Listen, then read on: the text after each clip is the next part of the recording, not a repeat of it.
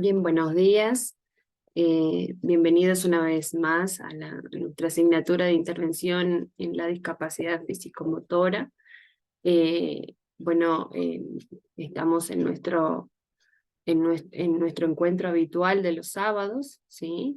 Y en este sentido, y dando un poco continuidad a lo que iniciamos las clases previas, ¿sí? Donde se pudo abordar algunas cuestiones relacionadas con el origen de la discapacidad físico-motora, ¿sí?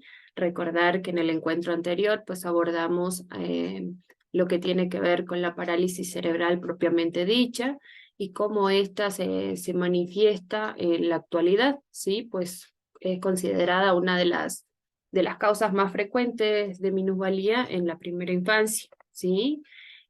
También abordamos algunos criterios para ser considerada la parálisis cerebral.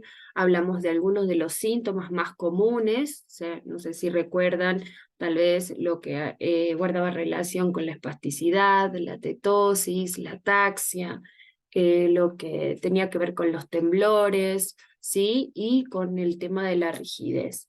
También hablamos acerca de la clasificación según los miembros afectados, ¿sí? Donde mencionábamos a la monoplegia, la hemiplegia, la paraplegia, la tetraplegia, a la triplegia también, ¿sí? Y también hablamos un poquito acerca de los niveles de afectación, ¿sí? Que teníamos la parálisis propiamente dicha, ¿sí? Donde se expresaba el nivel severo de afectación del movimiento, las paresias, que indica una parálisis, pero es un poco más ligera, ¿sí? O tal vez denominada incompleta de algún segmento, la leve, que es caracterizada por movimientos torpes, ¿sí? Luego teníamos la moderada y la severa, ¿sí? Ahora bien, también hablamos de los trastornos que no tienen afectación cerebral, donde describimos, ¿sí? De manera bastante concisa lo que guardaba relación con la poliomielitis, ¿sí? También hablamos de la espina bífida y los tipos de espina bífida y las miopatías, ¿sí? En el encuentro de hoy yo les propongo hablar un poquito acerca de la detección de los alumnos que pueden llegar a presentar una discapacidad motriz.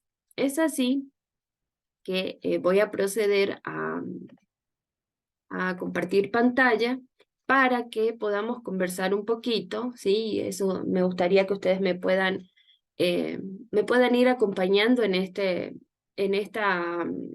en esta mañana, puesto que los criterios que vamos a abordar hoy son bastante generalizables, ¿sí? Son bastante conocidos también, porque son producto también de la experiencia, ¿no? De experiencia en nuestros espacios de trabajo, o tal vez por nuestra experiencia individual, en la cual hemos estado al frente de una situación en la que un sujeto con discapacidad física pues está requiriendo, ¿sí? Una serie de apoyos que en el contexto educativo es una característica bastante importante porque guarda relación con las necesidades individuales de cualquier sujeto. No estamos hablando solamente de la discapacidad físico-motora, sino de los apoyos que en este caso requiere el sujeto a partir de la individualización de la enseñanza, ¿sí? Que si bien es necesario y oportuno tener presente que para la educación inclusiva contamos con estrategias, no solamente de diversificación de la enseñanza, sino de individualización de la enseñanza. Y eso no lo enmarca como algo exclusivo, ¿sí? O que esté dirigido pura y exclusivamente la atención hacia esa persona. Por el contrario, ustedes saben que ante la presencia del último modelo, que es el diseño universal para el aprendizaje, el docente debe estar preparado para atender a todos sus estudiantes y darle en su justa medida los apoyos que requiere, ¿sí? Por eso es tan importante hoy en día hablar de capacitación del personal autorizado, el personal docente, que es quien se encarga precisamente de atender esta diversidad, pero también estar preparado para poder atenderla, ¿sí? Es tarea compleja, sí, es responsabilidad de nosotros, pero de a poco, a partir de nuestro ejercicio profesional, pues lógicamente nosotros vamos a ir logrando esta diversificación de la enseñanza sin dejar de lado las individualidades y las necesidades de los sujetos que habitan nuestra aula, ¿sí? Entonces, vamos a dar continuidad a lo que ustedes ya conocen hasta aquí. Nuestro resultado de aprendizaje es la aplicación de estas estrategias de las que les estoy mencionando, pero diseñadas para personas con discapacidad físico-motora.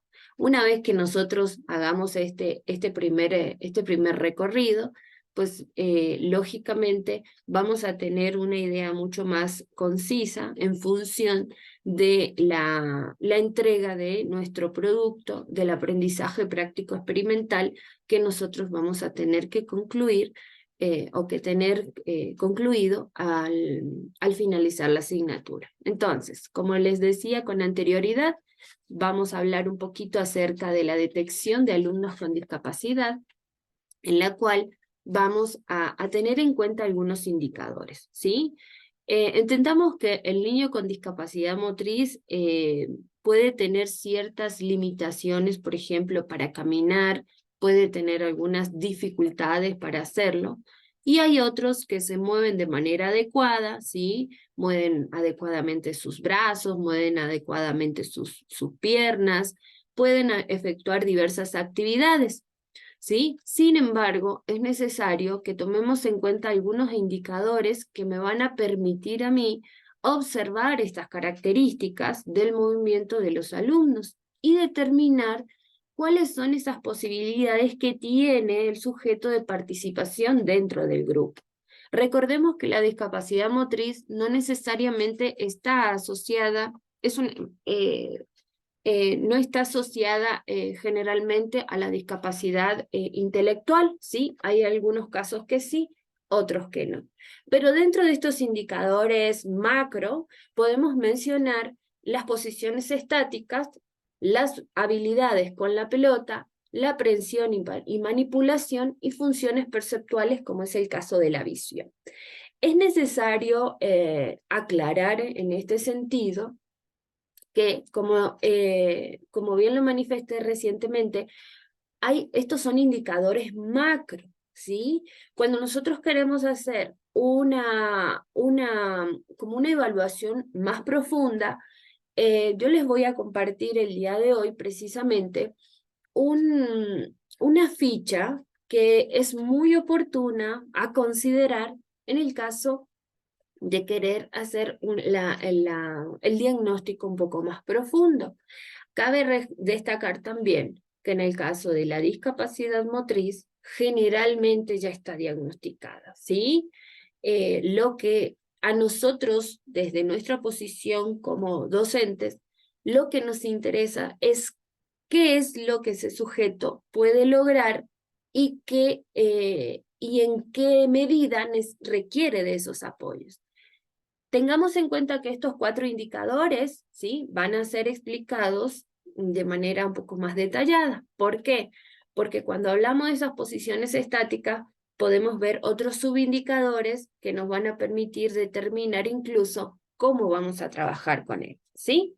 Entonces, en el caso de las posiciones estáticas, aquí, dentro de los subindicadores o criterios que debemos considerar, es determinar, en este caso, si el sujeto, ¿sí?, mantiene una posición, ya sea desde cómo se detiene en pie, ¿sí?, y cómo se mantiene sentado, ¿sí? Recuerden que hay algunos sujetos que a lo mejor se están balanceando o que realmente tienen mucho trabajo para mantener una posición estática, ya sea de parado o de sentado, ¿sí? Esto guarda relación, por supuesto, con determinar si este sujeto mantiene el equilibrio, ¿sí? De ambas maneras igualmente, ¿sí? Si mantiene el equilibrio, ya sea parado o sentado. Si él camina solo, ¿sí? O si requiere de algún apoyo, si necesita de un sujeto, de una persona adicional que le ayude a mantener, ¿sí? Esa caminata, verificar también si su caminata es fluida, ¿sí? Eso también es importante. O tal vez si utiliza algún apoyo, como es el caso de los bastones, ¿sí? Que también son muy usuales en el caso de que el sujeto no tenga completa estabilidad, ¿sí? O si utiliza algún tipo de andadera, ¿sí? Si cambia de posición, ¿sí? Si es capaz de cambiar de posición, ¿sí? Por ejemplo, cambiar la dirección o, por ejemplo, sentar desde una misma silla, por ejemplo. O si ese cambio de posición lo realiza de manera automática o tiene cierta dificultad para lograr ese cambio de posición. Por ejemplo, aquí hay algunos que menciona de pie a sentado, ¿sí? Si estando de pie, él es capaz de cambiar de posición a sentado sin ningún tipo de dificultad, sin ningún tipo de apoyo. O de sentado, ¿sí? Por ejemplo, sentarse en el piso, o del piso a de pie, en fin. Ir buscando algunas variaciones que me permitan a mí verificar, determinar cuáles son sus limitaciones, pero también cuáles son sus fortalezas. Recordemos que cuando nosotros hablamos de educación inclusiva, nosotros nos enmarcamos en las posibilidades del sujeto, más no en sus limitaciones. Pero sí es necesario muchas veces conocer cuáles son sus limitaciones. ¿Para qué? No con el fin de acentuar, ¿sí? Que ese es un problema, que nosotros lo podemos trabajar en trabajar esas limitaciones, ¿para qué? Para poder lograrla. También si se mantiene sentado por sí solo, pues eso ya lo habíamos mencionado con anterioridad. En el caso de cuando el sujeto está sentado, mencionar cuál es la mejor silla, ¿sí? Y la posición que éste tenga dentro de mi salón de clase, ¿sí? ¿Para qué? Para que el niño pueda estar atento, para que pueda participar, para que pueda ver todos los materiales que yo dispongo, de todos los recursos que dispongo para dar mi clase, ¿sí? Y también, por supuesto, como en el caso todos sabemos que en el aula tenemos a todos los niños sentados. Ahora bien, esa posición en la que se encuentra el sujeto le permite establecer contacto con el resto de sus compañeros. ¿Mm? Es importante que haya una accesibilidad absoluta tanto a las relaciones interpersonales, a los recursos y a la visualización de todos los requerimientos que son necesarios para el trabajo en clase, ¿sí? De igual manera, aquí tenemos el otro aspecto, que son las habilidades con la pelota. Esto guarda relación con los lanzamientos, si observa, si es capaz de mantener el equilibrio. Fíjense que aquí hay nada más que 3 criterios, pero estos son criterios tentativos, ¿sí? Más no son absolutos, porque de habilidades con la pelota tenemos muchas, ¿sí? Porque, por ejemplo, aquí se habla solo de lanza pelotas. Si el sujeto lanza pelota, desarrolla esta actividad con diferentes tamaños de pelotas y objetos. Si mira la pelota, ¿sí? Si observa el tamaño de la pelota que puede tomar, adquiere el equilibrio estando de pie para patear una pelota. Fíjense que estas son 3, pero yo, por ejemplo, puedo valorar, ¿sí? Si el sujeto es capaz, tiene la suficiente fuerza para hacer un lanzamiento como bien manifiesta, con pelotas de diferentes tamaños o incluso de diferentes texturas, ¿sí? Si es capaz de manipular esto. Sí, dígame, Elsa.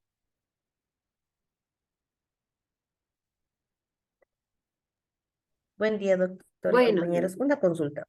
Estos son como pequeñas evaluaciones para determinar ciertos aspectos en el... Ajá, pero sí. bueno, bueno, me imagino que debería el niño venir ya con un informe donde se determinan sus capacidades debido a su discapacidad motriz, ¿no? Correcto. Entonces, habría la necesidad de hacer otras pruebas. Sí, está muy bien. Por eso les decía, generalmente la discapacidad ya está Ujú. diagnosticada. Doctora, Sí. ¿Sí me escucha? ajá. Perdón que le interrumpa, sí, perdón que le interrumpa. Ya, y entonces, ¿quién debería de realizar estas pruebitas que usted indica? ¿El docente o alguien, por ejemplo, el DESE? Me imagino. Sí, mire, esto en realidad a nosotros, por supuesto que el niño ya viene diagnosticado y que viene tal vez incluso con un expediente, ¿sí? Acerca de algunas fortalezas y debilidades en cuanto a su movilidad, ¿sí? Hasta ahí vamos bien. Pero ¿qué pasa? Nosotros como docentes, fíjense que hablamos de observar, ¿sí? Porque muchas veces los expedientes con los que vienen generalmente son expedientes que se hacen en un momento y ya después no se vuelve a tocar, ¿sí? Y seguramente ese sujeto lo que en el expediente dice que no puede hacer, a lo mejor ya lo logró, ¿sí? Porque normalmente no se hacen con mucha frecuencia las actualizaciones. Por eso es necesario que a partir de estos criterios, que son criterios visibles, por eso se habla de observar, ¿sí? El docente, si realmente desea atender, ¿sí? Esta discapacidad, atender a este sujeto en igualdad de condiciones al resto de los compañeros, son indicadores bastante sencillos de entender porque primero que la gran mayoría son innatos, la gran mayoría los conocemos, ¿sí? Pero eso nos va a permitir determinar cuál va a ser nuestro punto de partida, ¿sí? Sí, nosotros nos apoyamos en el expediente que nos proporcionan antes de recibir a ese sujeto, incluso con la colaboración de los equipos multidisciplinarios, como es el caso del DESE, ¿sí? Sin embargo, para nosotros, para conocimiento del docente, se plantean estos indicadores con el fin de inmediatizar, ¿sí? La acción que nosotros vamos a proporcionar, nuestro accionar dentro del aula. No sé si me hago entender, Elsa. O se nos fue Elsa. ¿Sí está aquí? No puedo ver si están todos. Sí está Elsa. ¿Sí me hice entender? Mm, No sé si mi internet es el que está un poquito flojo. Sí, doctora, es su internet, se quedó 2 veces estática. Uy, qué pena. Entonces, bueno, lo que les decía es que la idea de estos indicadores, ¿sí? Son eh, como les decía, como inmediatizar nuestra acción dentro del aula, ¿sí? Porque son indicadores bastante sencillos, ¿sí?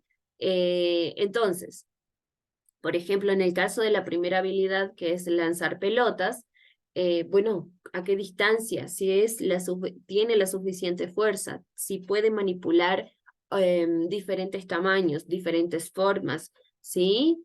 Si mantiene el equilibrio al hacerlo, ¿sí? Porque, por ejemplo, puede darse el caso en donde el sujeto pierda su estabilidad al momento de hacer su lanzamiento, ¿sí? Y eso también hay que tenerlo en cuenta para apoyar al estudiante con tareas, por supuesto, que vayan de lo simple a lo complejo, siempre y cuando ese punto de partida él sea capaz de lograrlo, porque si no es capaz de lograrlo, yo tengo que disminuir la dificultad de mi actividad para que el niño logre, ¿sí? Y que a partir de eso yo valore su evolución, pero desde lo individual, no desde lo colectivo, ¿sí? La evaluación, en este caso, sí ya después vamos a hablar un poquito más acerca de lo que implica la evaluación. Cuando la evaluación, al culminar un proceso, es inclusiva, ¿sí? Porque si yo los voy a medir a todos con la misma vara, pues esto no está siendo una evaluación inclusiva. Yo tengo que valorar la evolución y los avances en función de lo que ese niño puede hacer, ¿sí? Porque a lo mejor no podía lanzar a una distancia de 1 metro, ¿sí? Pero al culminar el proceso llega a 1 metro. Entonces ahí sí hay un avance, ¿sí? Pero es un avance individual. A lo mejor yo tengo un estudiante que me lanza a 3 metros, ¿sí? Pero ese estudiante que lanza a 3 metros, al culminar la evaluación, sigue lanzando 3 metros. Entonces ahí no hay evolución. ¿Mm? Entonces, ir viendo estos criterios, ¿para qué? Para poder dar los apoyos respectivos y, consecuentemente, valorar al final si hubo o no evolución, pero en un carácter individualizado, ¿sí? Yo a todos les voy a medir, por ejemplo, la habilidad motriz de lanzar, ¿sí? Pero yo voy a determinar cuánto lanza Pedro y cuánto lanza Pablo. Si Pedro lanza 2 al inicio y lanza 3 al final, hay evolución. Y si Pablo lanza 4 y al final vuelve a lanzar 4, pues no hay evolución, ¿sí? En algo estoy fallando, porque la idea es que de todos nuestros estudiantes se pueda expresar una mínima evolución. Fíjense, ¿sí? Estoy hablando de parámetros medibles, ¿no? Pero a lo mejor podemos estar hablando de la escritura, tal vez, ¿sí? Lo que guarda relación pura y exclusivamente con motricidad fina. ¿Mm? Me parece que acaba de bajar la luz. Bien, sí me oyen, ¿verdad? Sí, sí, doctor. Es que hubo un bajón de luz y no sé si no se cortó también el internet. Bien, avancemos. En cuanto a la aprehensión y manipulación, este guarda relación con la anterior, ¿sí? En la anterior, ¿qué es lo que más se mide?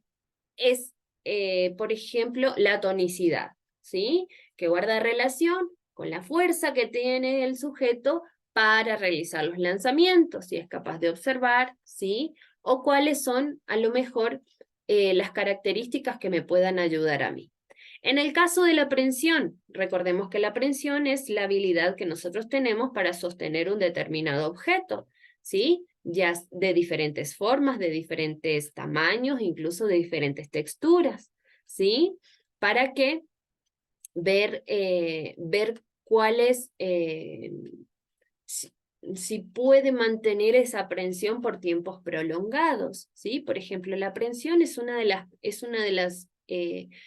las habilidades que se ponen de manifiesto, por ejemplo, para la escritura. Hay, por ejemplo, estudiantes que tienen una aprehensión muy pronunciada, que apretan mucho el lápiz, ¿sí?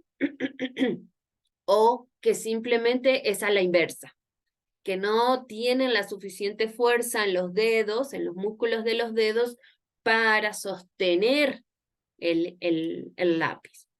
El tono muscular y la fuerza de mano, pues es precisamente la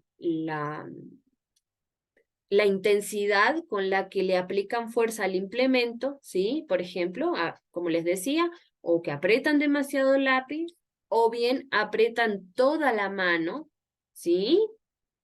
Y que no puedan extenderla para tomar cosas, ¿sí?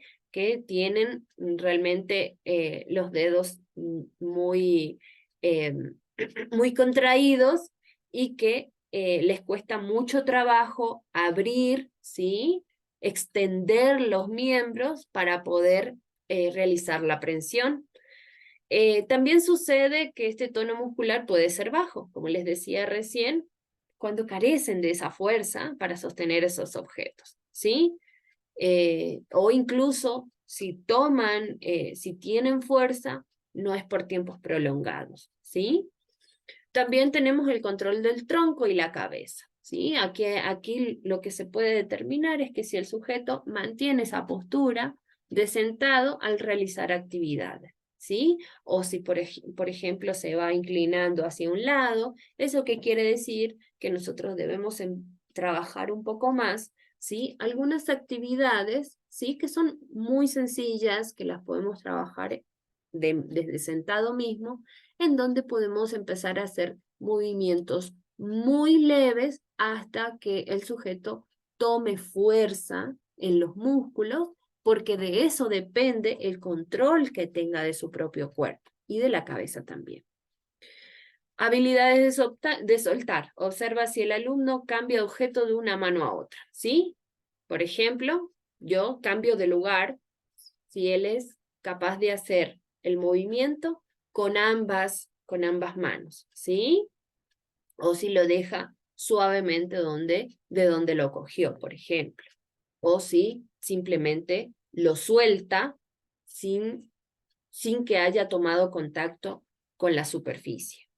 Y el desarrollo bilateral, aquí se refiere al uso de ambas manos de manera práctica, por ejemplo, al escribir si necesita sujetar el lápiz con la mano y con la otra sostener el papel, ¿sí? Por ejemplo, si vieron que cuando estas habilidades se ponen de manifiesto también en los niños que están en preparatoria, ¿sí?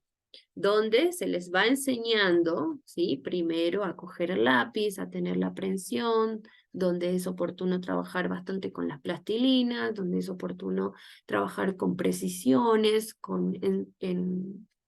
ensartar cuentas, ¿sí? Hacer formas, que empiecen a trabajar los músculos pequeños de las manos para poder tener precisión. Pero para tener precisión hay que tener concentración. Y aquí se nos presenta precisamente un proceso cognitivo, ¿sí? El proceso cognitivo de concentración y atención, ¿sí? Aquí, bueno, también nos propone como ejemplo escribir si necesita sujetar el lápiz y sostener el papel o, por ejemplo, recortar, ¿sí? Se requiere el uso coordinado de ambas manos, porque con una mano sostengo el papel y con la otra recortar. O sea, aquí si hay un desarrollo bilateral, el niño debe ser capaz de hacer uso de ambas manos, aunque una esté realizando una acción diferente a la otra, ¿sí? Esto es en cuanto a la manipulación. Existen otros criterios que a lo mejor ustedes puedan considerar a la hora de establecer si este indicador está teniendo o no dificultades, ¿sí? En el caso de las funciones perceptuales, fundamentalmente de la visión, aquí tenemos la agudeza visual, ¿sí? Recordemos que en la discapacidad motriz puede estar asociada a otra discapacidad, como es el caso de la discapacidad motriz. No siempre, no es común, no es requisito tampoco, pero hay que tener presente cuál es la agudeza visual. Dentro de la discapacidad visual se valora la agudeza visual, el campo visual y el seguimiento.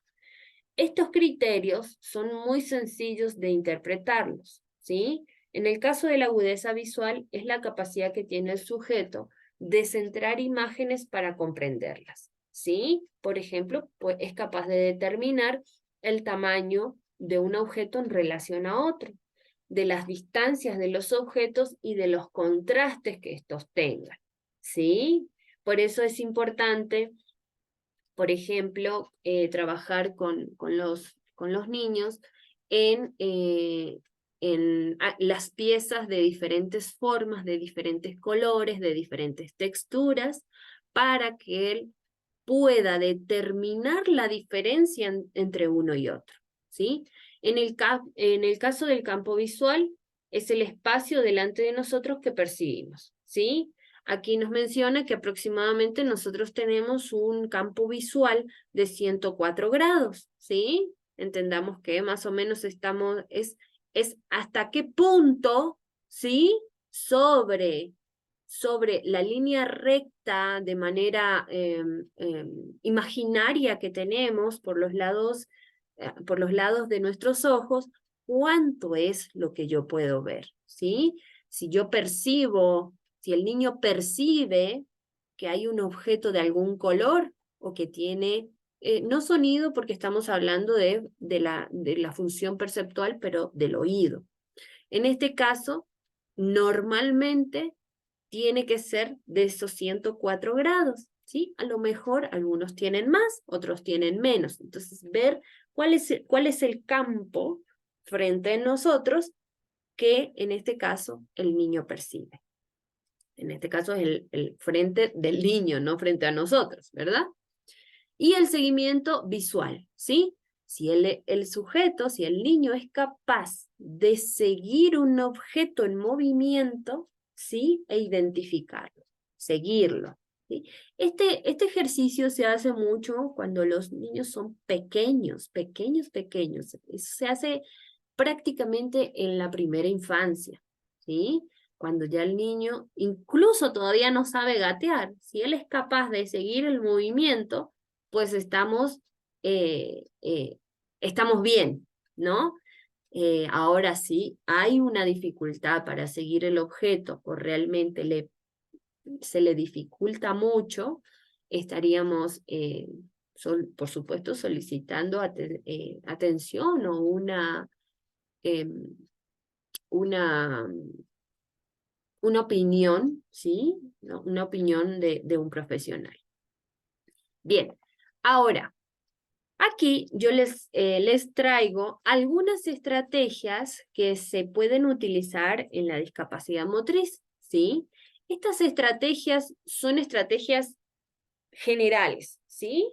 Ya más adelante vamos a centrarnos desde lo pedagógico propiamente dicho, pero estas son consideradas generales. Si ustedes las quieren retomar o si ustedes quieren revisar de nuevo, recuerden que en uno de los documentos que se encuentran en el Drive, que es sobre la discapacidad motriz, van a encontrar estas estrategias, pues de ahí mismo es de donde las he tomado para la clase de hoy.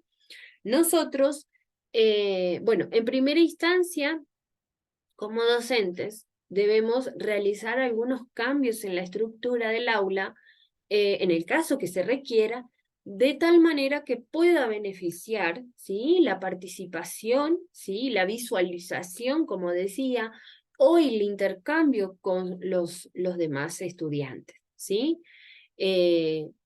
Velar por integrar al estudiante a todas las actividades e incluso establecer roles, ¿sí? Roles de manera tal que a partir de estas estrategias nosotros también podamos trabajar la autonomía, la autoestima, ¿sí? Para que pueda cumplir, o sea, que tenga un rol específico para que pueda cumplir con las orientaciones que el docente manifiesta, ¿sí? Entonces, también es necesario motivar al estudiante recalcando su aporte en las diferentes actividades del grupo, hacerle entender, no solamente a él. Recordemos que cuando hablamos de educación inclusiva nos estamos refiriendo a que la motivación va dirigida a todos y que la participación de todos es importante, ¿sí? Usar materiales de apoyo, como es el caso de las tecnologías, lápices más gruesos o con adaptador, tijeras, ¿sí? También es necesario utilizar diferentes metodologías de aprendizaje, tomar en cuenta que todas las características de nuestro alumnado va a ser crucial al momento de planificar, ¿sí? Nosotros debemos estar muy alertas a estas características porque de eso va a depender el éxito de mi clase, ¿sí? Crear modificaciones en las actividades de manera que el estudiante sea exitoso en las mismas. Enseñar tolerancia y apoyo que se debe brindar como compañeros del mismo grupo. Puede darse el caso, y eso es un hecho, en los cuales el niño que presenta la discapacidad, pues lógicamente se demora un poco más en hacer ciertas actividades, ¿sí? Pero eso no tiene que ser una limitante y hacer entender al resto de los compañeros que no es que no lo puede hacer, sino que él lo hace a su tiempo, ¿sí? Por eso son tan importantes los ritmos y estilos de aprendizaje, ¿sí? Porque no es que no puede, sino que aprende diferente o que aprende a su ritmo, ¿sí? Entonces, este tipo de características son sumamente importantes para que nosotros podamos tener una buena asimilación de los contenidos, ¿sí? Porque muchas veces, ¿sí? Muchas veces estamos tan preocupados por cumplir con el currículo y no nos damos cuenta que el cumplir con el currículo a veces es una limitante para que mi estudiante aprenda, ¿sí? Entonces, tiene que haber un equilibrio. Yo puedo cumplir con mi currículo, ¿sí? Puedo cumplir con mi currículo. No al nivel deseado, pero estoy cumpliendo con mi currículo. Porque a mí lo que me interesa es que ese estudiante logre, ¿sí? Logre asimilar los contenidos, logre asimilar logre asimilar las características de mi contenido y que sea capaz de dominarlo. ¿Para qué? Para poder utilizarlo en situaciones reales en otros contextos. Básicamente esa es la idea, ¿no? Y proporcionar el tiempo adicional en las actividades en el caso de que fuera necesario, como por la misma razón que les comentaba recién, ¿sí? Todos tenemos ritmos y estilos de aprendizaje. Por lo tanto, es necesario tenerlos en cuenta y dominarlos. El docente los tiene que dominar y ver cómo aprende Pedro, cómo aprende María, cómo aprende, ¿sí?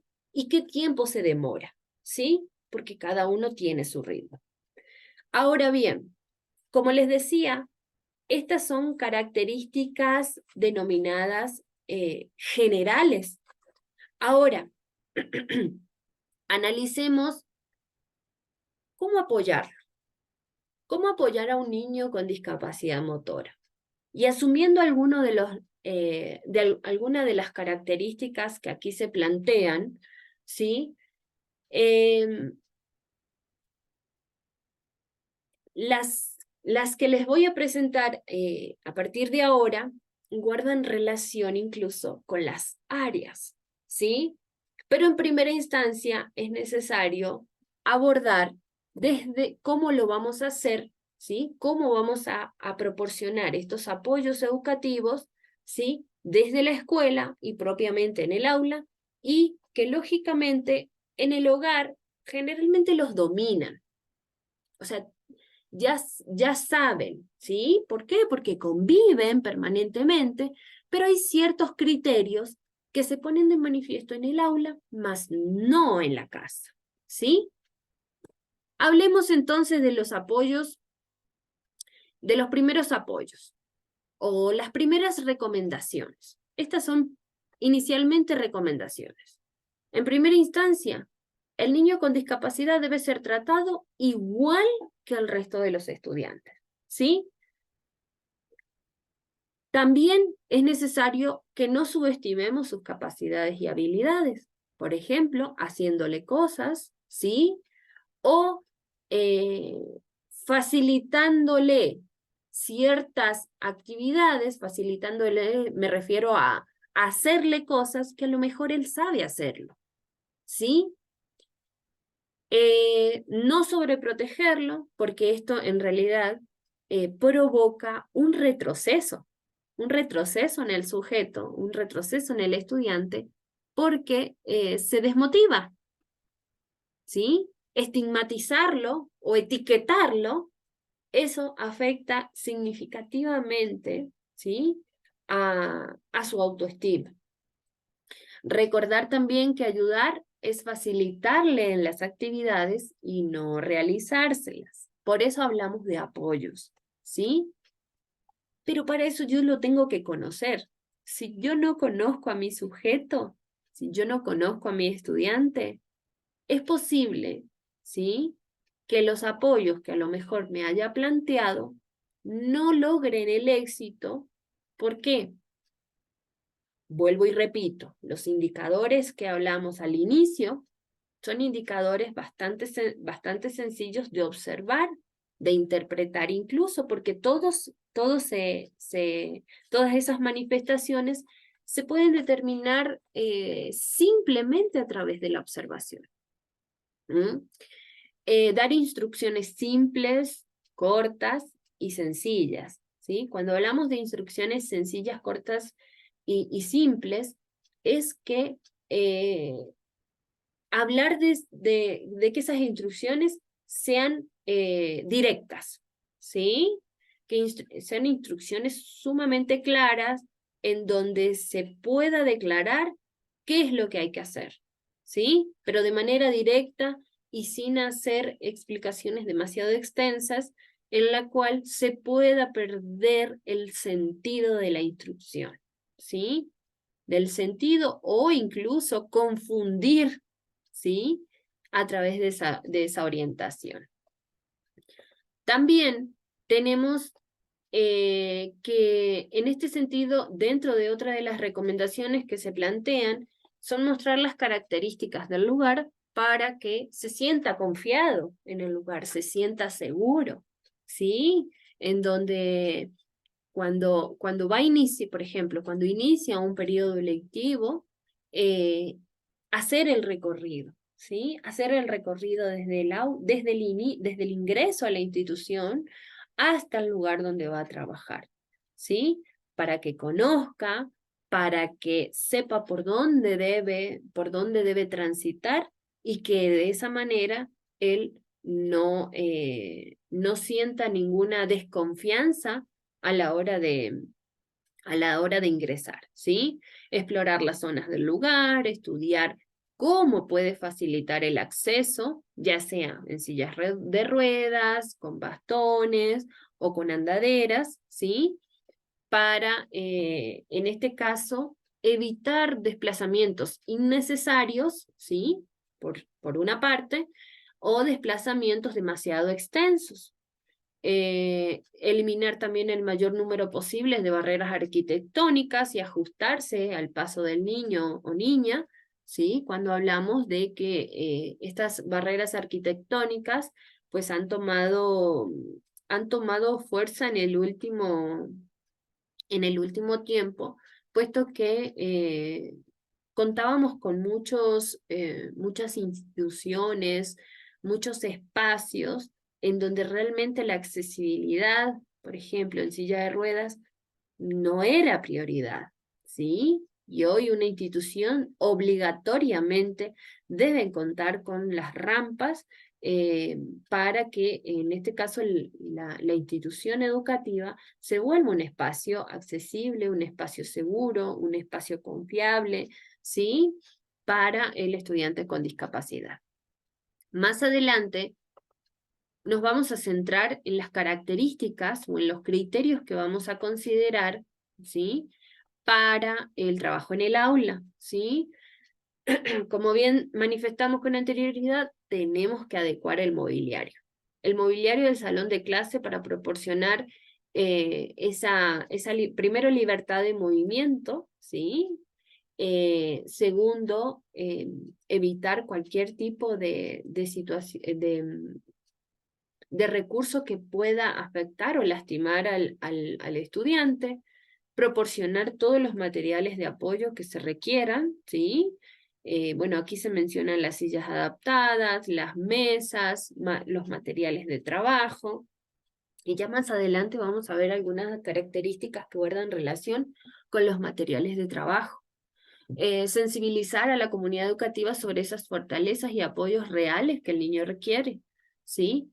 Pues cabe recalcar que si bien estas características están enmarcadas o están concebidas para personas con discapacidad motriz, yo creo que es bien oportuno aclarar que no necesariamente están hechas o van a propiciar ventajas solamente para el sujeto con discapacidad física, sino también para algunos otros niños, porque la adaptación guarda relación con esas necesidades que el niño o niña requiere. Motivar y apoyar la interacción con los objetos físicamente, ¿sí? Darle la posibilidad de manipularlos, darle la posibilidad de explorar un determinado objeto, incluso materiales que impliquen un análisis de lo que contiene, por ejemplo, los cubos, que generalmente tienen diversos colores, o encastrar figuras de diferentes formas, ¿sí? Que, por ejemplo, encastrar los triángulos, los círculos, los cuadrados, y también contar con un programa individualizado. ¿Para qué? Para precisamente explorar esas fortalezas y detectar las necesidades para trabajar sobre ellas y que ya dejen de ser necesidades, ¿sí? Eso puede manifestarse en una necesidad, pero si yo le doy respuesta a esa necesidad, pues seguramente ya no será una, ¿ok? Y no menos importante, la ayuda que nosotros proporcionemos al estudiante, solo brindarla en el caso de que fuese necesario. Si yo docente, conozco a mi estudiante y yo conozco de cerca sus habilidades, su destreza, su ritmo de aprendizaje, es posible que no requiera de mi apoyo, simplemente necesite tiempo, ¿sí? Y lo otro es, si voy a ofrecer la ayuda, consultar si la requiero, o sea, porque nos encontramos muchas veces con niños que no quieren ser ayudados, ¿sí?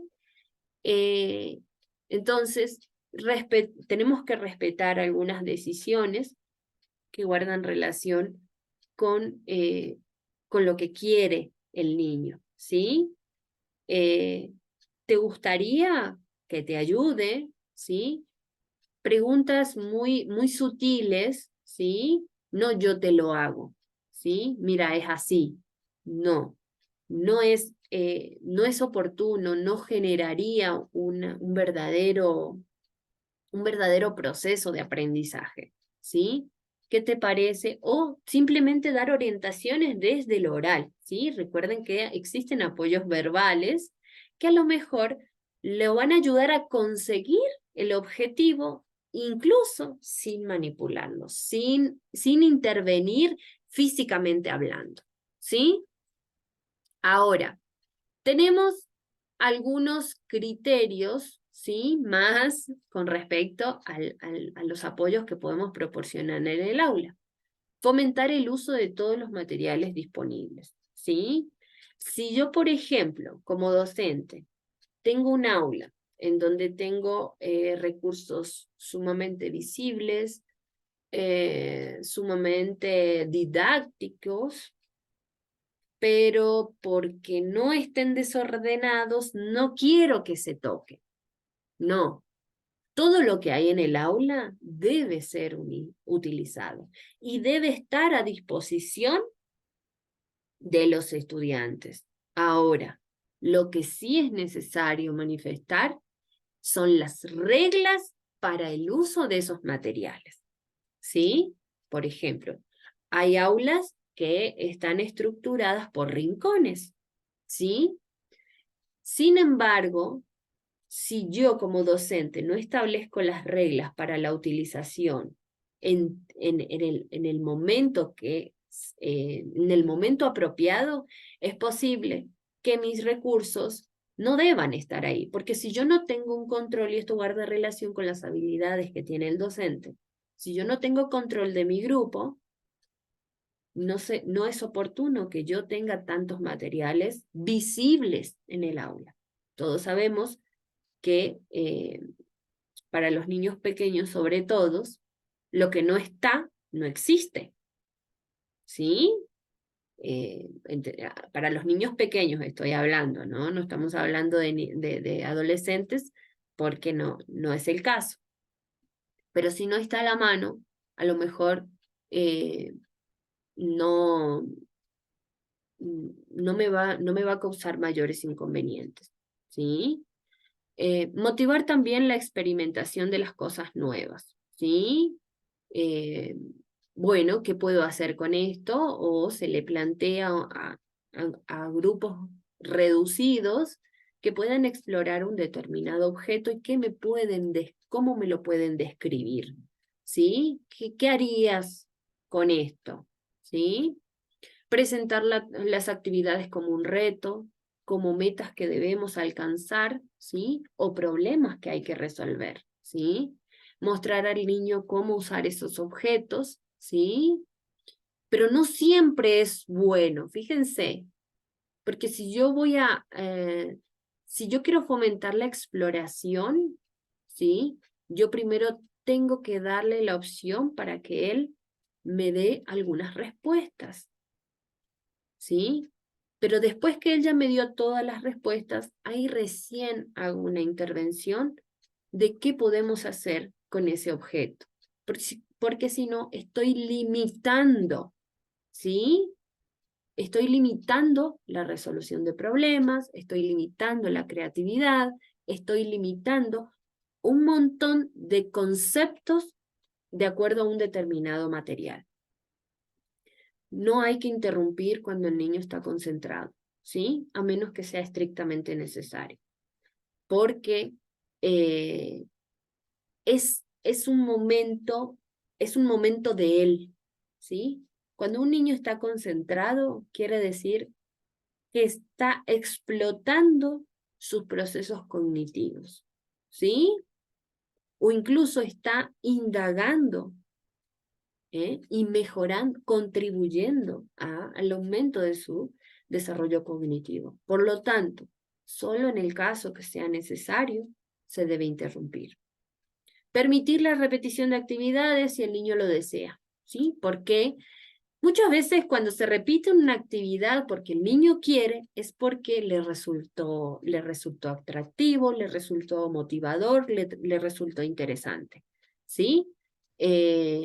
Y por supuesto si el tiempo del que dispongo lo amerita.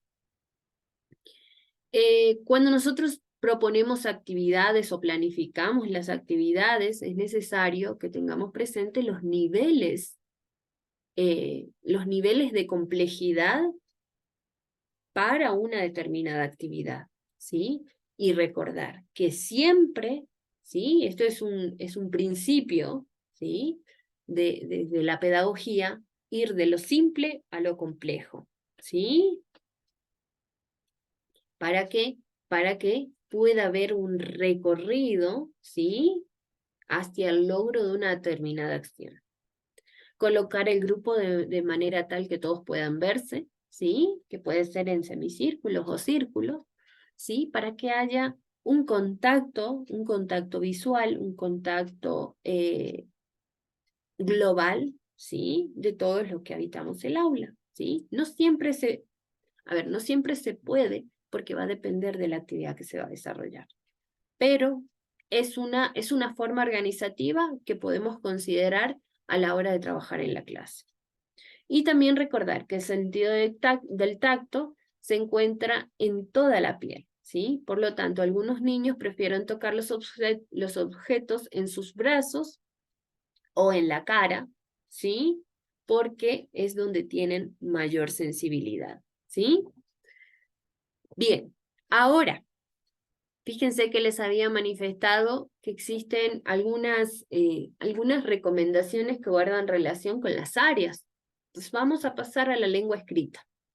La lengua escrita, en este caso, es necesario que el docente establezca el uso de las habilidades para la iniciación de la lectoescritura. ¿sí? Dentro de esta área es necesario que consideremos que para que se logre la habilidad de la lectoescritura, debemos trabajar acciones previas, ¿sí? Como les decía hace un momento, que sea capaz de organizar, que sea capaz de eh, tomar objetos, ¿sí? Que tenga fuerza, que pueda, hay acciones previas también para la escritura, en el trabajo con las plastilinas, en el trabajo con cuentas, en el trabajo con objetos de diferentes tamaños, ¿sí? Y aquí es necesario propiciar el material que pueda manipular, utilizar la tecnología que pueda facilitar la toma de apuntes o resolver exámenes, ¿sí? Es bien interesante porque cuando no se logra la escritura, ¿sí? La tecnología nos ha propiciado grandes avances para determinar si el sujeto logra la lectura, ¿sí?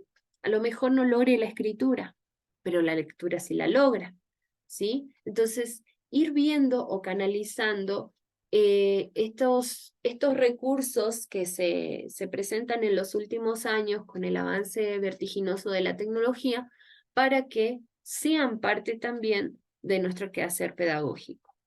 Usar la computadora, por ejemplo, con los mouse adaptados, con las pantallas táctiles, con las tabletas, con los teclados adaptados, en fin, hoy estamos frente a un sinnúmero de recursos que incluso algunos desconocemos, pero que realmente han sido una herramienta realmente impresionante en los últimos años. Facilitar la lectura en un atril, ¿sí? O denominado plano inclinado, ¿sí? ¿Por qué? Porque eso facilita el hecho de que no pierda la estabilidad, en el caso de que tenga dificultades en mantener la posición del tronco, o que tenga dificultades para inclinarse, en fin, todo va a depender del caso, ¿sí? Recordemos que lo que les estoy planteando el día de hoy son recomendaciones, indicadores, sugerencias, estrategias que me van a permitir mejorar mi quehacer. Adaptar los cuadernos de trabajo, agrandarlos o usar cartulinas, también para la lectoescritura en la primera fase es necesario agrandar o utilizar, ¿sí? Los lápices gruesos, ¿sí? ¿Por qué? Porque eso va a permitir que a medida que vaya adquiriendo la aprehensión y el dominio de los lápices gruesos, pues ya puedo ir pasando a los implementos convencionales, ¿sí? También utilizar etiquetas, utilizar plantillas, en fin, ¿no? Eso es en el caso de la lengua escrita. Pasemos a las matemáticas. Recordemos que las matemáticas requieren indiscutiblemente, ¿sí? Que nosotros representemos, ¿sí? Representemos lo que solo existe en nuestra mente, porque hay a mí siempre me gusta explicarlo desde esta lógica. Todo lo que implican letras, números, signos, son representaciones que el sujeto, que en este caso el ser humano, ha creado para dar explicación a algo. Y en matemáticas es necesario que el niño pueda manipular lo que va a aprender. ¿A qué me refiero con esto? Todos sabemos que el número, las letras, los signos, los símbolos son representaciones mentales, pero que que se deben en realidad para lograr que haya un aprendizaje, es necesario que haya una interpretación de ese signo o de ese símbolo o de ese número o de esa letra que él pueda manipular. ¿Por qué? Porque nosotros no podemos tocar una letra, nosotros no podemos tocar un número, no es concreto, son representaciones propias del ser humano. Pero para lograr la adquisición o para lograr la asimilación de un número, yo le tengo que expresar al niño que el número 1 es un objeto, es una manzana, es un marcador, es un lápiz, ¿sí? Es una persona, ¿sí? Todo eso se representa, por eso se habla de ofrecer material manipulable, porque si no, recuerden que estamos en la primera etapa, cuando empiezan a aprender los números y las letras, el niño aprende a través de lo que conoce, ¿sí? Y si no es capaz de representarlo, de manipularlo, de verlo, es muy difícil que logre entenderlo, ¿sí?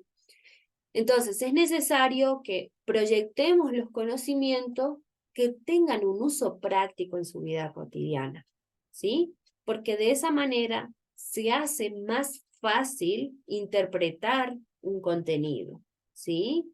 Para aprender un 2, para aprender, o sea, para el tema de los números es crucial trabajar con material concreto, ¿sí?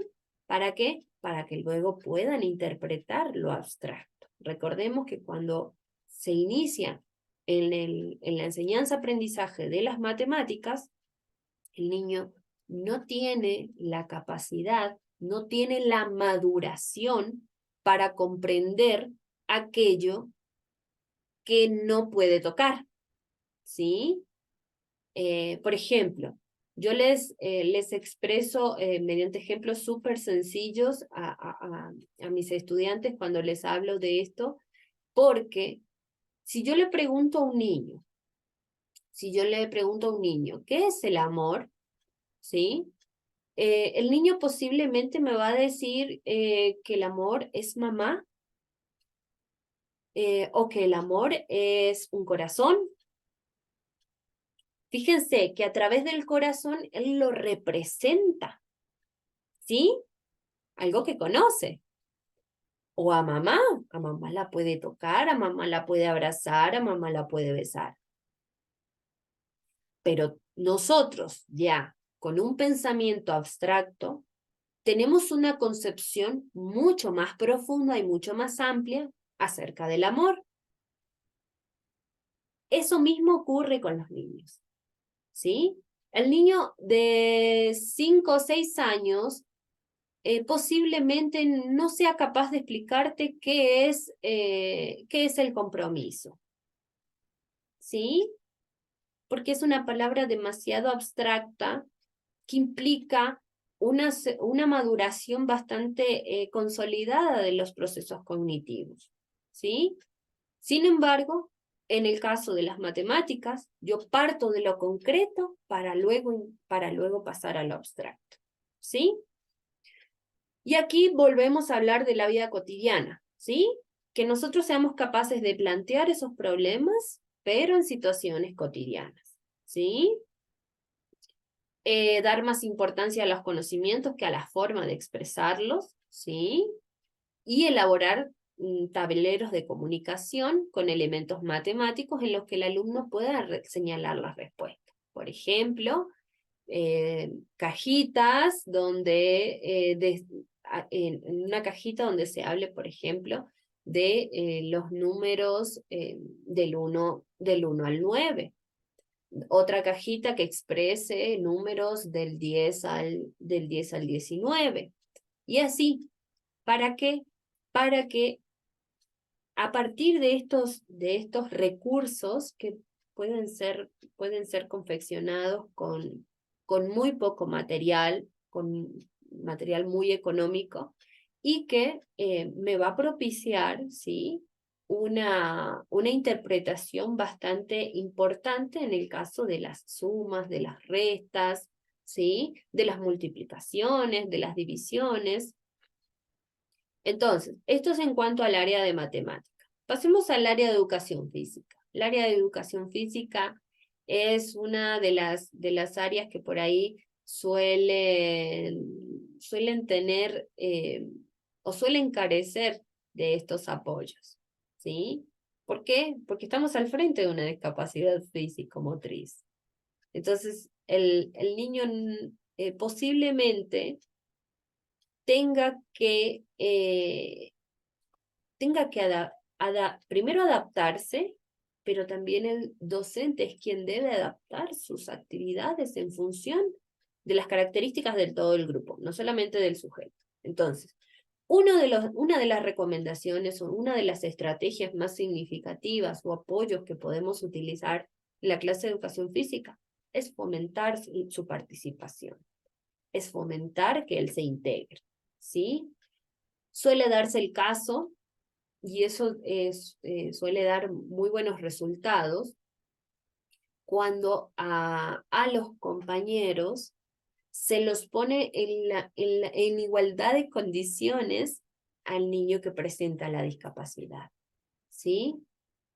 Entonces, cuando al resto de compañeros se le asigna el rol, las mismas condiciones, es posible que el sujeto se sienta importante, se trabaje la autoestima y pueda fomentar precisamente esa integración al resto de los compañeros. Evitar por todos los medios que el niño se quede inactivo, ¿sí? Porque en la visita a diversas instituciones y estando al frente de niños que en silla de ruedas o con algún tipo de discapacidad física, siempre están o sentados o haciendo otra cosa diferente a lo que está haciendo el resto. Eso es inadmisible, ¿sí? Porque la educación física es educar el movimiento. Y por mucha limitación que ese niño tenga, yo como educador tengo que trabajar el movimiento en ese sujeto y partiendo de lo que él puede hacer. También suele ser significativo y muy beneficioso fomentar que el niño trabaje, que el niño participe como asistente del profesor, ¿sí? Volvemos a la asignación de roles, ¿sí? Usted va a ser el encargado de tal cosa. Entonces, todo el grupo se tiene que acoplar a que él, como asistente del profesor, tiene tanta participación como el resto de los compañeros. Luego, contactar con instancias o asesorías en el deporte adaptado. Eso suele ser también bien interesante. Todos conocemos que hay asociaciones o hay organizaciones no gubernamentales que trabajan en el deporte adaptado, y a lo mejor esta puede ser una iniciativa para fomentar la práctica de actividad física, ¿sí?, en personas que presentan discapacidad física. Y la última y no menos importante, hablar un poquito de las artes plásticas, ¿sí? Dentro de los criterios que podemos considerar o tener en cuenta es engrosar, por ejemplo, los materiales de trabajo, como es el caso de los pinceles y plumones, que al igual, por ejemplo, del ejemplo que les manifesté en estos apoyos educativos en el aula, con respecto a la adquisición de la lectoescritura, el engrosamiento de los materiales. ¿Por qué? Porque recordemos que la precisión se va trabajando a medida que se va adquiriendo la escritura, ¿sí? Usar otra parte del cuerpo distinta, por ejemplo, para pintar, como la boca y el pie, ¿sí? Esa puede ser una opción.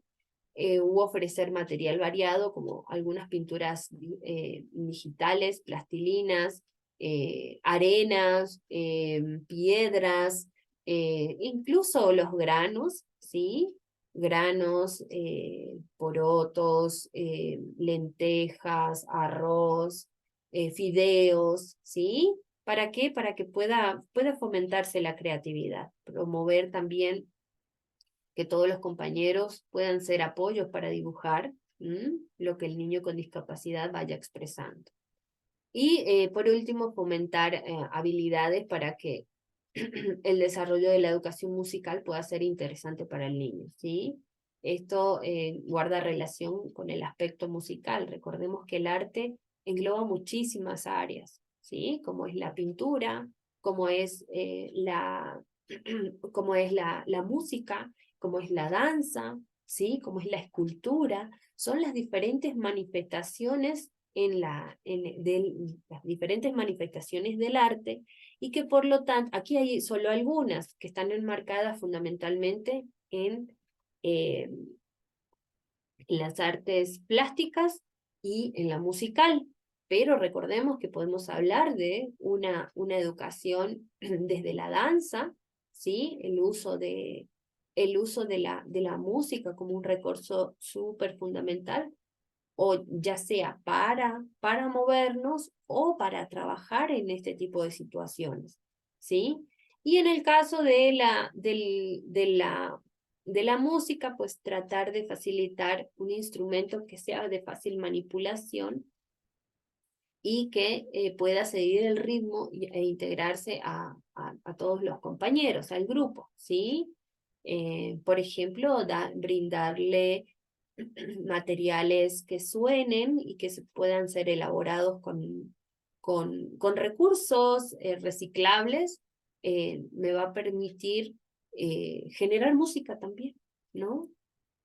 Entonces, hasta aquí yo les propongo, bueno, les propuse algunas estrategias y apoyos educativos para el trabajo con las personas con discapacidad físico-motora.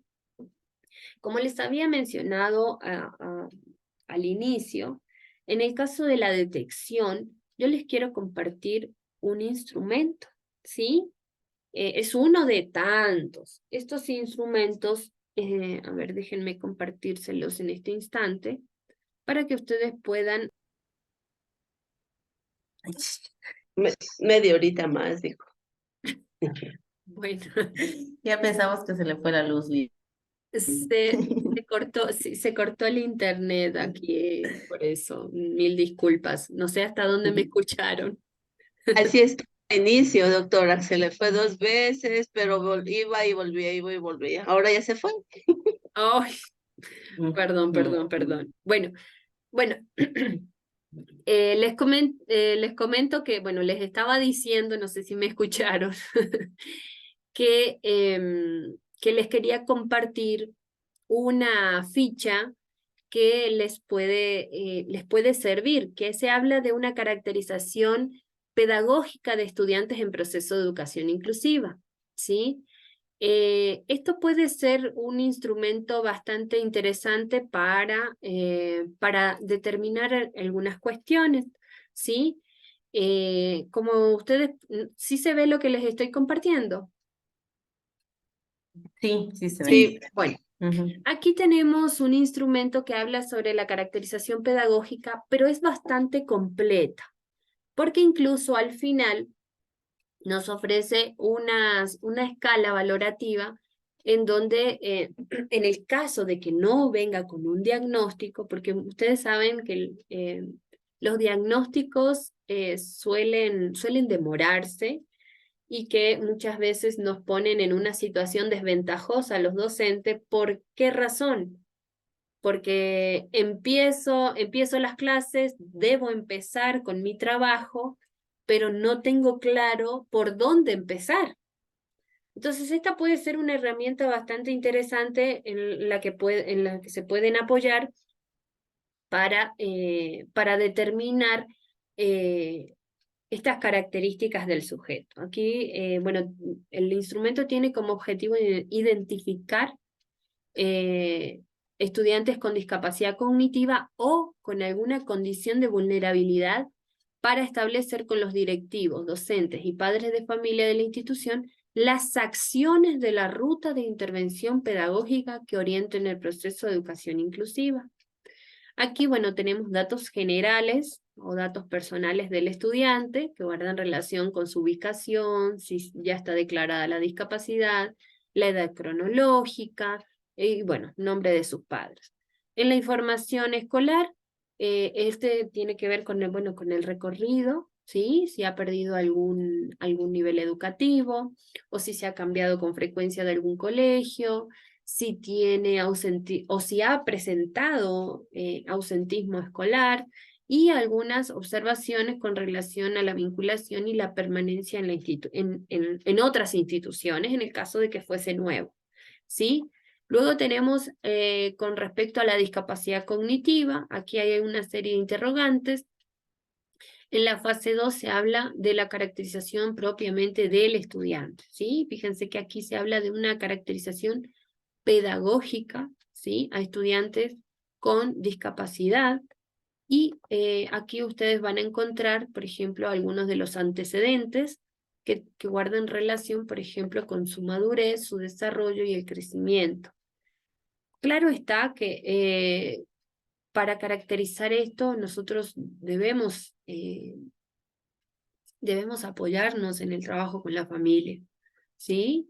Es crucial, eso creo que es una característica muy determinante, ¿sí? La información académica en el caso de que tengamos años reprobados, cuáles han sido las causas en el caso de que se manifieste, cuáles son las áreas en las que el sujeto tiene mayor interés, cuáles son las de menos interés, ¿no?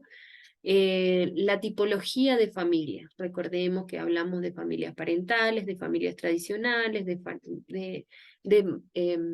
de familias monoparentales, ¿sí? Las relaciones que hay dentro del hogar, cuáles son las dinámicas familiares, ¿sí? Entender si estamos al frente de que el sujeto habite su hogar con ambos progenitores, en fin, o sea, es información bastante general para poder entender de cierta manera, ¿sí? Este primer acercamiento a la información del sujeto. Información terapéutica, ocupacional o farmacológica, eso en el caso de que el niño reciba, por ejemplo, terapias o terapias psicológicas, terapias terapéuticas, o si es atendido por profesionales, por ejemplo, en el área de psiquiatría, si toma algún medicamento, en fin, ¿sí? Información de su entorno, guarda relación con todo lo que se puede ver, ¿no? La estructura física del hogar, si es un lugar seguro, si es accesible, si hay recursos para su aprendizaje, en fin, ¿no? Esto es información. Luego tenemos algunas dimensiones y categorías. Por ejemplo, aquí tenemos las categorías que guardan relación con el bienestar emocional, ¿sí? El autoconcepto. Bueno, ahí hay subindicadores que les pueden ayudar un poco mejor a interpretar en qué consiste el autoconcepto o en qué consiste, cómo medir lo emocional, ¿sí? Las relaciones interpersonales. Recordar que aquí arriba se encuentra la escala valorativa, ¿sí? Esto se manifiestan en acciones. Cuando nosotros hablamos de acciones, ¿sí? Es verificar si el niño lo hace, si está en vías de lograrlo o si lo hace. ¿Ok? Aquí tenemos desde lo emocional, desde las relaciones interpersonales, habilidades adaptativas, habilidades conceptuales, autodeterminación, metas personales, en fin. Desde lo motriz, fíjense que aquí hablamos de dimensiones. Las dimensiones son la socioafectiva, la motriz y la cognitiva, ¿sí? O mejor dicho, yo siempre me gusta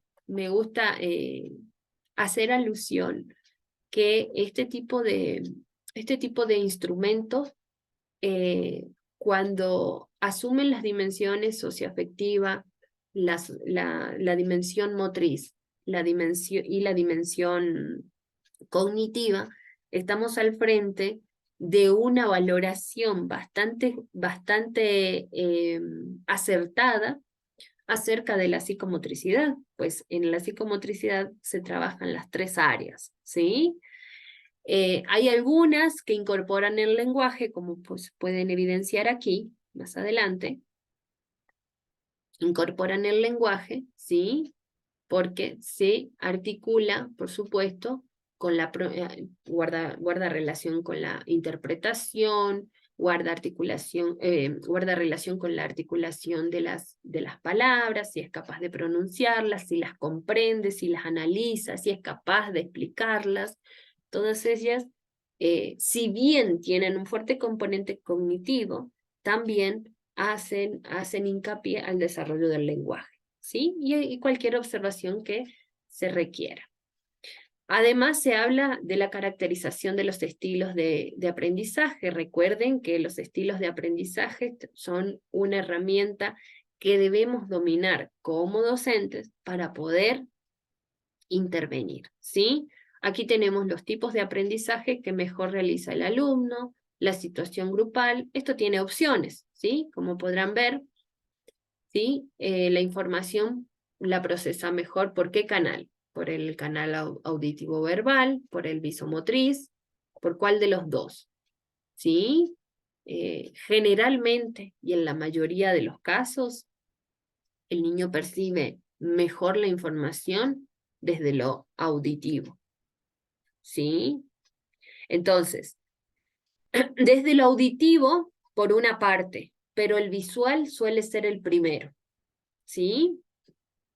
Ahora, tenemos también, bueno, la impresión de la caracterización para la detección de discapacidad, ¿sí? Aquí tenemos, como les decía recién, la dimensión, y que está asociado a la etapa de desarrollo. Recuerden que ¿sí? Estas son las etapas que propone Jean Piaget en los estadios del desarrollo cognitivo del niño. Recuerden que él hace el estudio de la inteligencia en el niño, y que por lo tanto, evidentemente en este instrumento se asume la etapa preoperacional, la etapa concreta y la etapa formal, ¿sí? Entonces, aquí van a encontrar los diferentes elementos que se van trabajando a lo largo de todo el documento, y bueno, la firma y fecha de quien lo realiza. Claro está que esta caracterización no la podemos lograr en un solo día, ¿sí? Porque, como ustedes pueden ver, es bastante completa, hay que indagar bastante en algunos elementos que son claves, y que las fuentes de información primordial para establecer esta caracterización son los padres, ¿sí? Es la familia. ¿Y por qué no pensar en docentes que ya hayan trabajado con el niño? ¿Ya? Hasta aquí. ¿Tenemos alguna inquietud, alguna duda, algo que quieran comentar, algo que quieran añadir tal vez? O ustedes me dirán si se entendió, si no se entendió. Podemos ir. Sí, dígame, Elsa. Adelante. Doctora, una consulta. Dentro del aula, ¿con cuántas personas con discapacidad motriz es recomendable trabajar?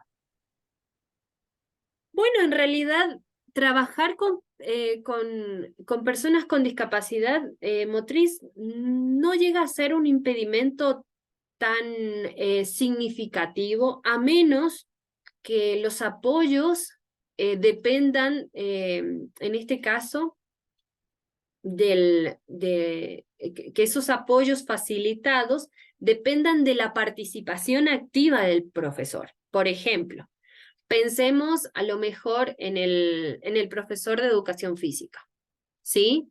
Si nosotros estamos en una clase de educación física y a lo mejor el apoyo que yo voy a brindar, yo debo tener como manipulación para ofrecer la ayuda, sería bueno que no fueran muchos, porque si no, no puedo trabajar, o sea, no va a ser, no va a ser, ay, no me sale la palabra, no va a ser, el trabajo se va a demorar mucho, ¿sí? Porque en educación física, por ejemplo, yo quiero trabajar en colchonetas, ¿sí? Quiero trabajar tal vez con si el niño es capaz de rodar, ¿sí? Y posiblemente alguno de ellos no necesite de mi apoyo, pero ¿y si la gran mayoría lo necesita de mi apoyo? Es como que me voy a demorar mucho, ¿sí? Y la idea es que mi práctica sea dinámica. La otra opción que puedo utilizar es que los mismos compañeros de la clase sean los apoyos, ¿sí? Por ejemplo, en el trabajo en parejas. Realmente el trabajo en parejas es bastante interesante porque es un trabajo colaborativo, ¿sí? Donde la idea es que haya un aprendizaje de ambos lados, ¿sí? O que puedan lograr un objetivo a partir de la acción que les estoy proponiendo, una acción motriz, ¿no? Entonces, si uno de los dos no puede hacerlo, pues el apoyo es precisamente su pareja. Yo creería que si pudiéramos trabajar con un número de 5 personas con discapacidad física, no es inconveniente. Ya si estamos hablando de más, todo va a depender de la actividad que voy a desarrollar. Porque a lo mejor el apoyo que yo estoy ofreciendo no implica mi participación activa y puedo trabajar hasta con 10, 12, 15 personas con discapacidad física. Entonces, todo va a depender de la actividad y del apoyo que se esté necesitando en ese momento. No sé si me hago explicar con la respuesta. Sí, sí, doctora. Gracias. Bien. Entonces, ¿algo más tal vez? ¿Alguna otra duda? ¿Qué les pareció el material compartido? ¿Qué les pareció estas recomendaciones? Yo creo que son bastante puntuales, no son complejas de interpretarlas, siempre y cuando el vocabulario siempre sea lo más claro y sencillo posible. Eh, mm, Coméntenme un poquito o qué les gustaría tal vez, en qué les gustaría tal vez indagar.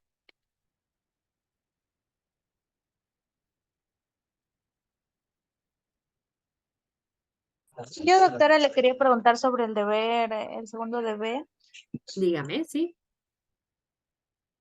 No sé si es que me puede explicar, porque estoy un poquito perdida, ¿no? Sobre el expediente que pide. Sí, en el caso de que contemos con un expediente. A ver, déjeme buscar primero. No vaya a ser que... Vamos a abrir. Déjeme ir hacia allá y ya vamos solventando.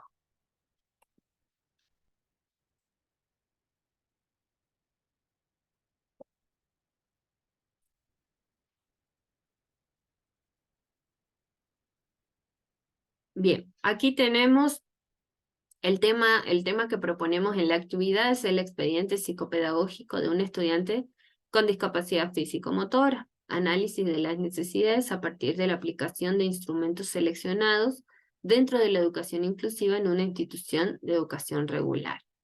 Aquí tenemos la observación de los apoyos, que mucho de lo que aquí hay, de lo que les he explicado el día de hoy, guarda relación con estos apoyos. Aquí, bueno, les facilité un capítulo que habla sobre el examen y evaluación del niño con discapacidad. Seleccionar, ajá. Bueno, aquí, como les había manifestado en otro momento, ustedes me habían consultado sobre la posibilidad de trabajar con un caso ficticio, ¿sí? Yo lo conversé con la coordinadora y manifiesta que no habría ningún tipo de dificultad que nosotros podamos construir incluso en nuestro caso, ¿sí? ¿Para qué? Para poder lograr la elaboración de esta actividad. ¿Por qué? Recordemos que, a ver, les voy a compartir para que podamos ir viendo, ¿sí? ¿Les parece? A ver. Aquí, dentro de la primera fase, ¿sí? Luego de haber revisado todo este material que se les ofrece, la selección de la institución educativa si es que cuenta, ¿sí? Porque entiendo que es por ahí un poco complicado lograr eh, eh, ingresar a una institución teniendo como desventaja, ¿sí? En este caso, que nuestra asignatura no es demasiado extensa, ¿sí? Escoger un alumno que esté diagnosticado con discapacidad físico-motora y solicitar el expediente psicopedagógico. Entonces, ¿qué haríamos? Si no tenemos el caso, nos toca construir. Y fíjense que cuando nosotros declaramos en la tercera fase el analizar el expediente psicopedagógico y que nos plantea alguna serie de criterios, ¿sí? Que deben en la medida de lo posible, contener el expediente. Eso implica que nosotros tengamos que construir ese expediente psicopedagógico, ¿sí?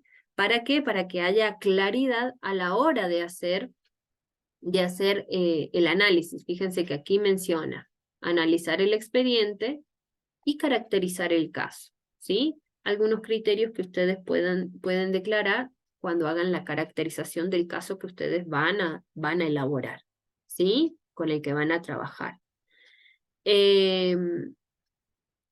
Pensar en aquellas adaptaciones en la interacción con los actores de la escuela, la familia y la comunidad, ¿sí? ¿Cómo serían estas adaptaciones que se les puede, adaptaciones, apoyos que se le puede brindar en la escuela, en la familia y en la comunidad? Cabe mencionar que hay un apartado que yo todavía no lo he abordado. Hasta ahora solo he abordado los apoyos en la escuela, mas no he abordado aún lo que guarda relación con la familia y lo que guarda relación con la comunidad. Yo creo que hasta el miércoles nosotros podemos abordar ese aspecto para consolidar y dejar más claridad sobre ese aspecto en función del trabajo que tenemos que presentar. Sí, dígame, Elsa.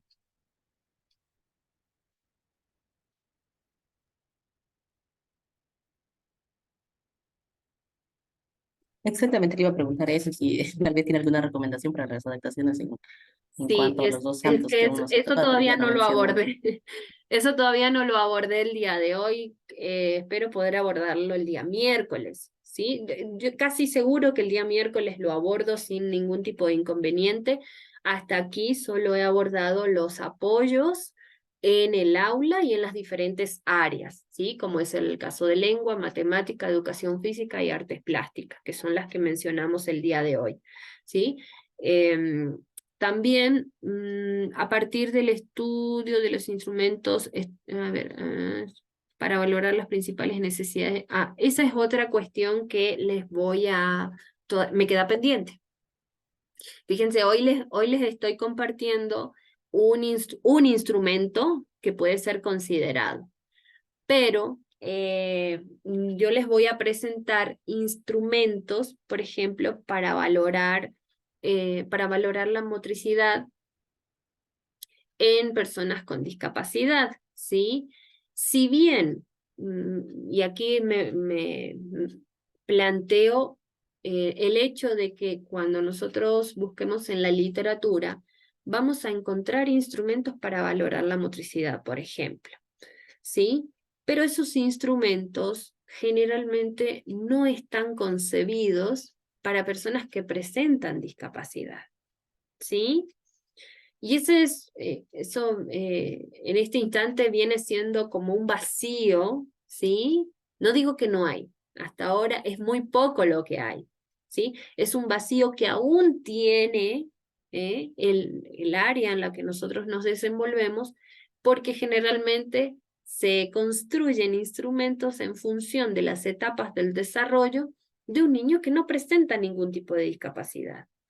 Por ejemplo, ahora mismo estamos trabajando, estoy tutorando una tesis que trabaja, por ejemplo, o sea, las autoras quieren trabajar la psicomotricidad, por ejemplo, pero en la discapacidad auditiva. Y usted se va a la literatura y la psicomotricidad en la discapacidad auditiva es muy débil o muy, no nos alcanza, ¿sí? Entonces eso implica que nosotros tengamos que empezar como de cero en muchas cosas.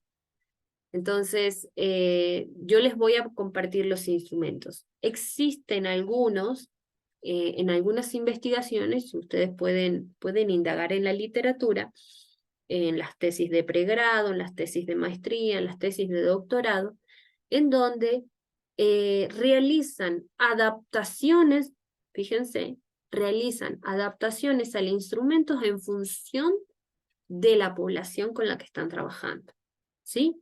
Me refiero a una población o que tenga algún tipo de trastorno o que tenga algún tipo de discapacidad. Entonces, ¿qué pasa? Los niveles de complejidad se reducen, ¿sí? Entonces, fíjense, en el punto 4 todavía me falta abordar lo que guarda relación con la familia y la comunidad, ¿sí? Y en la fase 5, además de que el día de hoy les compartí un instrumento, tengo algunos otros que les puede servir, que son conocidos, que están validados y que pueden ser una herramienta muy útil para concluir con esta tarea. Entonces, en la fase, fíjense acá puse fase 5, 2 veces fase 5, no me di cuenta. Para concretar las ideas de manera específica, elabore un informe que cumple con la siguiente estructura, ¿sí? Fíjense que la parte más gruesa es esta, ¿sí? Es la fase 3, donde usted en el expediente psicopedagógico va a declarar en su informe, que está en la fase 6, ¿sí? Esta es vendría a ser la fase 6. En la fase 6 va a declarar estos criterios, ¿sí? Declarar en este caso el instrumento que aplica para valorar esas principales necesidades en el sujeto con discapacidad, ¿sí? Y que esa determinación ya se quede. Una vez que usted declara eso, eso se concretaría con el estudio. Porque ahí lo que yo voy a hacer en ese trabajito es detectar cuáles son las necesidades que tiene el sujeto a partir de la revisión documental del expediente psicopedagógico y de la aplicación de un instrumento. ¿Sí? Y esa aplicación del instrumento a mí me va a poder dar luces acerca de la determinación de las necesidades ¿para qué? Para poder generar una propuesta de intervención. ¿Sí? Con algunos de estos apoyos, pero eso no lo van a poner en el informe. Lo único que el informe se cierra con la detección de las necesidades. ¿Me hago entender? Aquí usted todavía no va a declarar ninguna respuesta. ¿Me hago entender?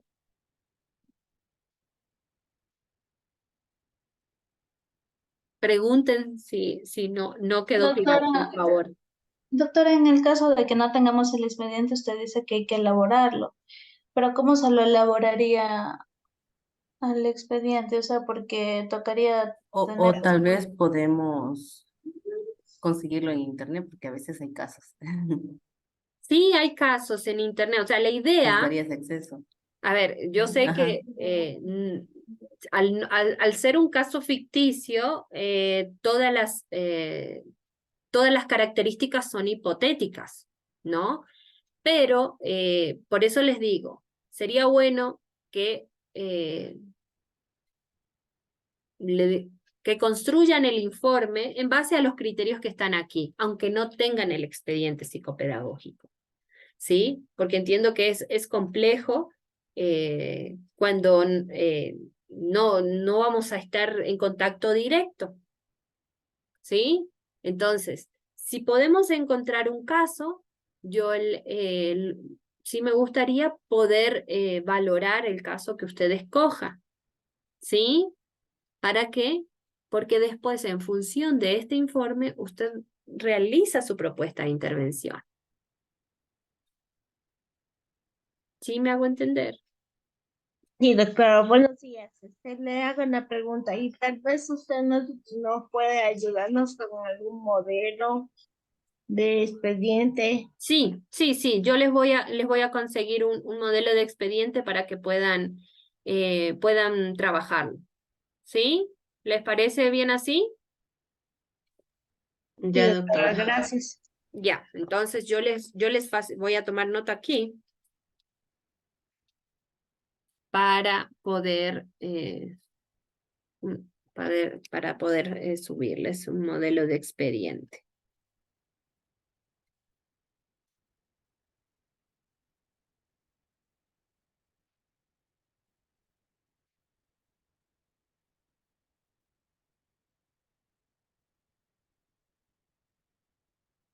Bien, si no hay más dudas, pues hasta aquí hemos concluido con nuestra mañana.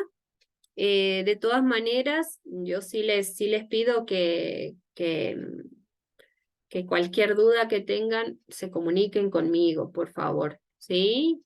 Yo en la medida de mis posibilidades, yo siempre trato de hacerme un espacio para reunirme o para conversar, ¿sí? De hecho, tengo una reunión pendiente con Caroline y con, ¿quién era la otra? Se me olvidó el nombre. Yo, doctora, yo le iba Y a con rogar, pero Inés, sí, sí, sí. sí. Así que si no les importa quedarse, chicas, un momentito en lo que cerramos el encuentro. Sí, doctora, eso Ya. le Sí, iba a doctora, rogar yo que nos también me quedo. quedemos. Si puedo Ujú, quedarme yo también. claro, por supuesto. Sí, Ya. sí. Por Bien, favor, perdón. acepte una alumnita que se queda con usted un momentito más. Sí, claro. Muchas gracias. Bien. Entonces, hasta aquí lo trabajado el día de hoy. Nos volvemos a encontrar el día miércoles. Y bueno, vayan, yo voy a tratar de subirles todas las presentaciones que he trabajado hasta ahora para que ustedes puedan tener más insumos de trabajo. Creo que no es nada de lo que, o sea, no es ajeno a lo que hay en el Drive que están los recursos, pero de todas maneras a lo mejor les puede facilitar la comprensión el subirle las diapositivas y las presentaciones. Si no hay más que añadir, les deseo un excelente sábado y nos volvemos a encontrar el día miércoles. Eso ha sido Gracias, todo por hoy. doctora. Hasta luego.